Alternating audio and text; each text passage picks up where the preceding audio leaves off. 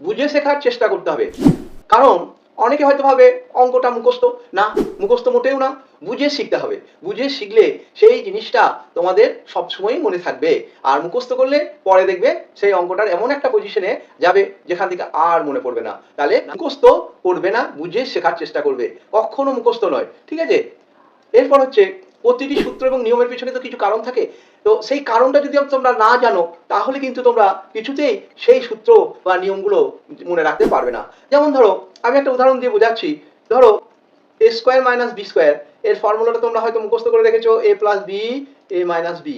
কিন্তু কেন হলো এই কারণটা তোমরা জানো না। তাহলে তোমাদের এই কারণটা জানার জন্য অবশ্যই এ প্লাস বি কে এ মাইনাস বি দিয়ে গুণ করার প্রসেসটা জেনে নিতে হবে। তাহলেই তুমি দেখবে এ স্কোয়ার মাইনাস বি স্কোয়ার হলো। তাহলে গুণ করাটা যদি দেখাতে হয়, দেখি বি এ মাইনাস বি এক লাইনে করার চেষ্টা করো। এ দিয়ে গুণ করো এ মাইনাস বি, তাহলে মাইনাস এ বি হলো। আবার বি দিয়ে গুণ করো, এ বি হলো।